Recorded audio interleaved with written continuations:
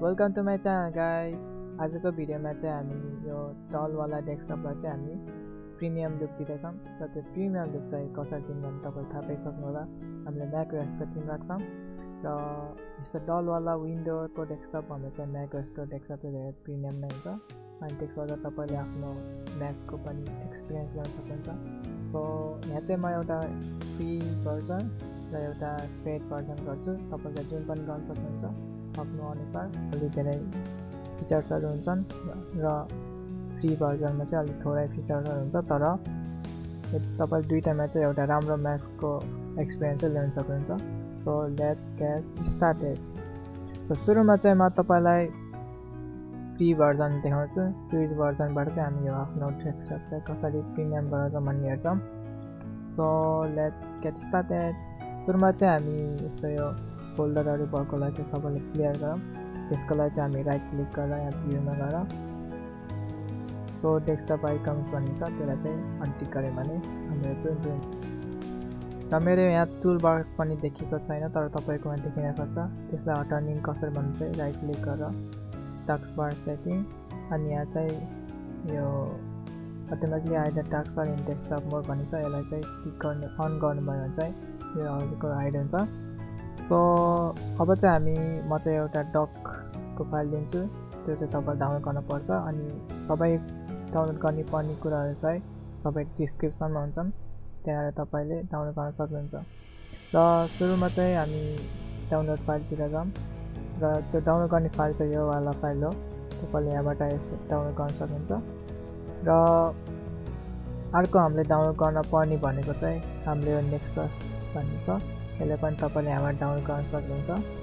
र यो सबै डाउनलोड गरेपछि चाहिँ तपाईँले हाम्रो फाइलमा जानुहोस्। गरेपछि हामीसँग यो म्याक डक सेटअप भन्ने छ, यसलाई चाहिँ हजुरले एक्सट्र्याक्ट गर्न सक्नुहुन्छ 17बाट।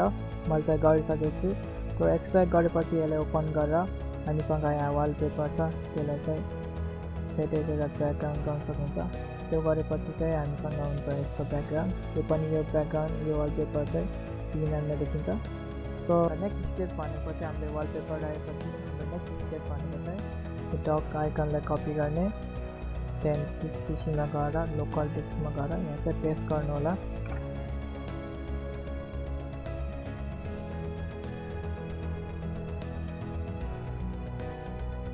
सो यो पेस्ट गरेपछि चाहिँ हामीसँग छ हाम्रो चाहिँ अर्को यो नेक्सस भन्नेलाई चाहिँ ओपन गर्न पर्ने हुन्छ।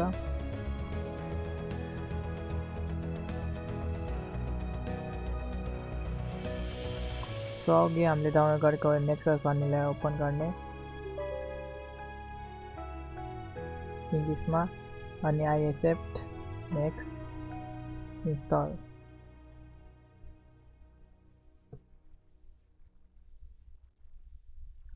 फिनिश। अब यसले चाहिँ हाम्रो लन्च गर्छ। सो मेरोमा चाहिँ अहिले यहाँ सबै यो डक आइसकेको छ, तर तपाईँको नहुनसक्छ।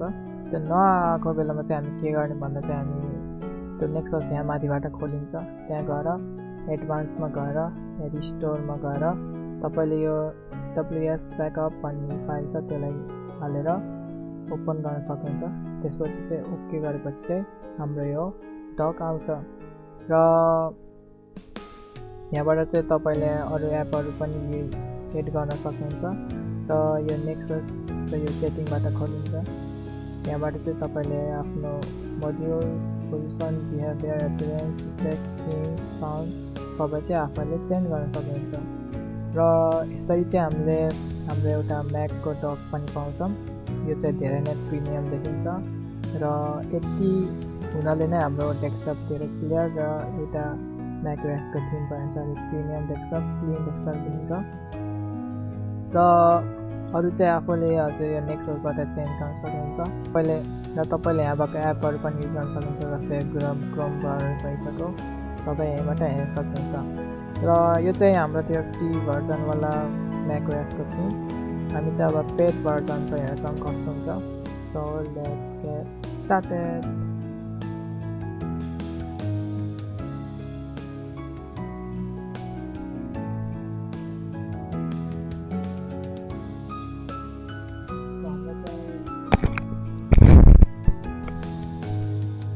सो म चाहिँ मेरो आफ्नो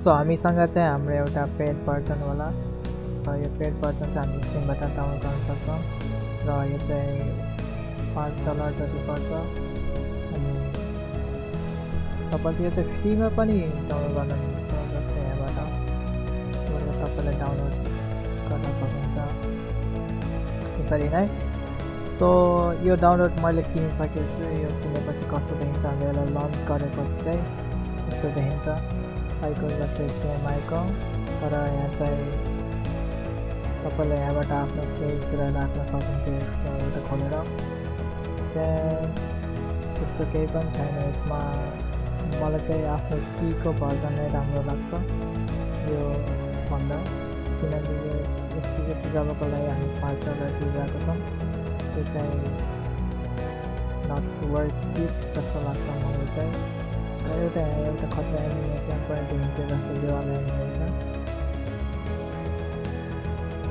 एनिमेसन चाहिँ खतरा नै छ तपाईँले यहाँबाट खोल्नु भयो चाहिँ यो एनिमेसन चाहिँ राम्रो छ अरू चाहिँ ठिकै नै छ र तपाईँको चोइस हो तपाईँले